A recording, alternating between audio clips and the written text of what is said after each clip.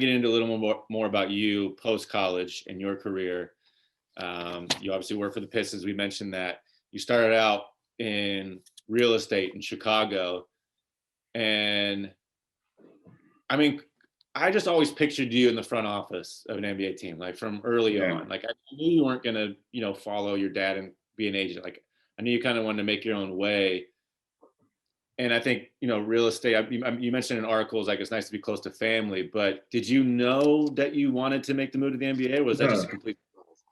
It was opportunity and luck. I remember you always be like, Jay Bart's going to work for a team one day. Like you would always say that. And I don't think I am, because there's only 30 teams and I want to be in Chicago. So like, that's probably not that realistic, but I was working in real estate for General Growth Properties, which is now Brookfield, and loved it. I was leasing, which was selling. Anyone that does anything in life, you're selling, whether it's yourself or the product or service. I was living with 5 of my friends. We were going out 6 nights a week. Like life was good. I was very happy. And then in August 18th, 2015, my current boss and our vice chairman, minority owner, Arn Tellem, called me, a random LA number. And so I'm looking for kind of a young guy to be my right hand to the Pistons. Is there any chance you're interested in coming? And Arn went to Michigan Law School. He was a former agent, so he knew of my dad. They weren't friends, but they were respected rivals. And he knew me from playing at Michigan and kind of had heard about me. So I say, well, I would love to interview, kind of, who knows where this will go. I figured I wasn't gonna get the job anyway. Fly to LA, interview with him. It goes well. He's like, all right, like I need you to move here in a month and move to Detroit. I'm starting in a month and I want you to be here with me. So I was like, I'm 25 years old. I don't have a family. Like this is the time to take a chance. And like, I probably won't work. I'll probably be there for a year or two, but I might as well try it because how many people get to work for the Pistons. So I moved to Detroit. Don't really know anyone because all my friends are my teammates, like you and Zach, and like everyone's gone. Like no one stayed in Michigan. Right. So kind of started a new life. And I basically is like assistant. Like my job is to schedule his meetings. Like we drive to work every day. We have breakfast. My first day, I take his shoes to get shined. Like I was 25 years old. So like when you start a new job young, like you earn trust by doing small things well. And like my job was to do those chores really well with good attitude. If I did them well, he'd be like, all right, do more and more stuff. So from that, the Pistons went through this major transformation where we were in Auburn Hills and we were looking to move downtown, and Arn was in charge of kind of guiding us through that process. So I got lucky. Like anything in life, you need luck and opportunity and take advantage of it. I got to be part of the deal team that kind of helped build the new arena and kind of basketball specific spaces to move downtown. We built a new practice facility. We're moving our G League team downtown. We kind of transformed our brand and business. So anytime you move a team from suburbs or any area to a new area, just that alone is going to be a major inflection point for revenue, right? It's a whole new game. So we had a ton of success, and a big part of it was that. And Arn kept giving more and more responsibility, and I got to do more stuff and kind of be his right-hand person. Went from his assistant to special assistant to my role now, where I kind of help guide the day-to-day operations, whether that's helping figure out how to grow revenues or cut costs or all the real estate stuff we're doing in the city. Get to work with Arn and Troy Weaver in basketball. So it's a very cool job because it's very, very broad, right? One day it's talking about building a practice facility. The next day it's talking about selling more tickets or sponsorship.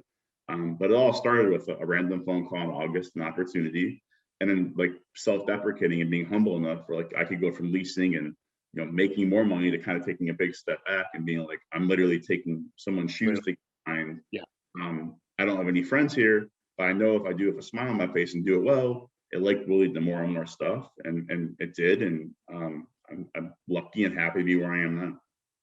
I mean, you've always been one that knows the importance of eating the shit, per se. Like, eat the shit, and then eventually, like, things will turn out great. Like, sometimes guys don't really understand that, especially it doesn't matter what it is. But for me specifically, I see a lot of guys go overseas. They're not good at doing that, and they blow up. But like, where you're going to assistant, you're shining shoes, like, were there conversations where it's like, okay, like I can give you more? Was there like tests? Like, how does that develop? I mean, it's a parallel to like being a walk-on as a freshman, right? Like I almost didn't make it through our freshman year. Like it was so hard. And like, I'm 18 years old playing against Manny Harris and Deshaun Sims, and like it's a grueling schedule. I got to do well in school. I'm pushing my body. Like there were nights where I was like, why am I doing this? And I'm never going to play. But like again, it humbles you. You work really hard.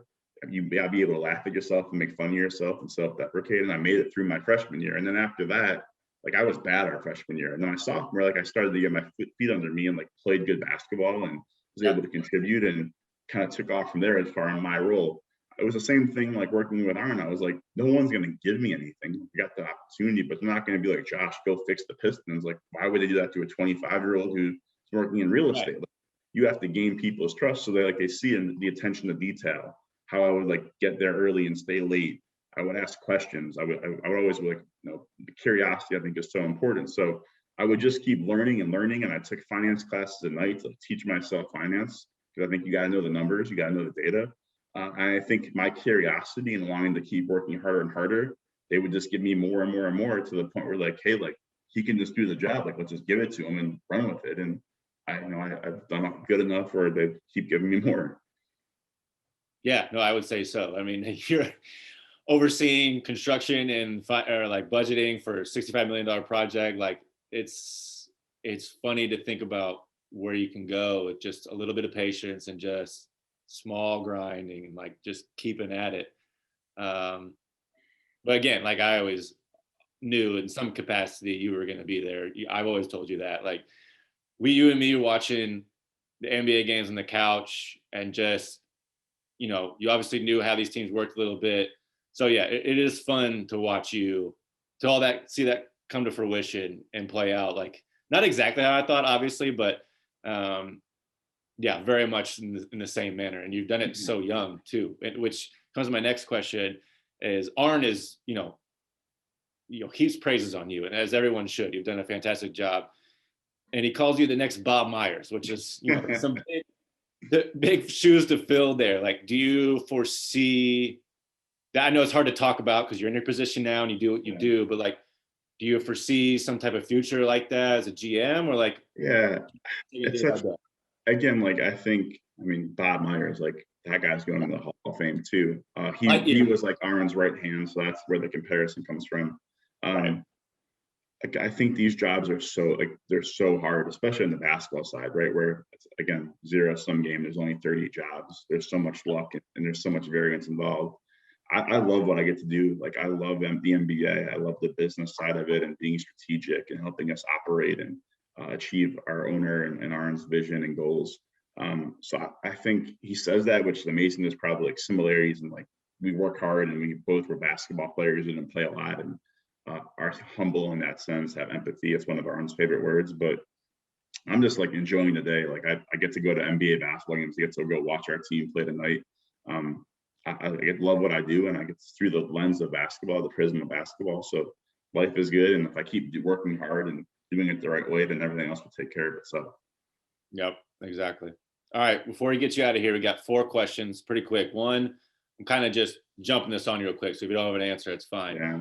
You have like a go-to Beilein story that you love to tell or like something that pops up. I know this is not easy. I'm not good with these kind of questions. I got so many. I love Coach B. He's an amazing man. There's probably so many stories. I know there's so many that like they just get mixed up. I'll tell a story about you, right? So he, I think you're gonna know what I'm gonna say, but Coach B hated people that were late. There's always was being early on time. So he's like, before the year, it was like, J-Bar, like you live with Stu. Do not let him be late. I was like, well, Coach, like sometimes we come from class, like I'm not always with them, like, and we don't, like I'm not sleeping in the same room as the guy. He's like, no, you're in charge of Stu. Do not let him be late. If you are, there's going to be consequences. So I'm like, well, all right, if I don't like running, so I'm like, all right, Stu, I'm going to be on you. So literally the first day of practice, first day of official practice, we practiced at 6 a.m. And for those of you who don't know on the show, Stu's not a great early riser. So oh boy, yeah. Yeah, so it's like 5 a.m. I wake up, I go in Stu's room. I'm like, Stu, are you up? Like, we got to go. It's like, I'm up, leave me alone. I'm going at my own pace. But I'm like, are you up? Yes, I'm up. So Zach and I leave and Stu's driving behind us. It's 5:55, 5:56 on the court, no Stu. I'm like, well, these kids cutting it awfully close. Coach Beilein's like, Josh, I gave you one job. It's the first day. It's 5:59. It's got about 30 seconds. Otherwise, you're running 17s for the whole week. Literally, my heart sings because there's nothing I hate more than running 17s. 6:01, no Stu. Stu went back to sleep. So I think you got to like at 6:45 or 7. And I was like, Coach B, like, please, like, I can't run 17s all week. He's like, no, you, Stu, you and Zach are going to run 17s for a full week. I'm going to put a chair at midcourt and let Stu watch you.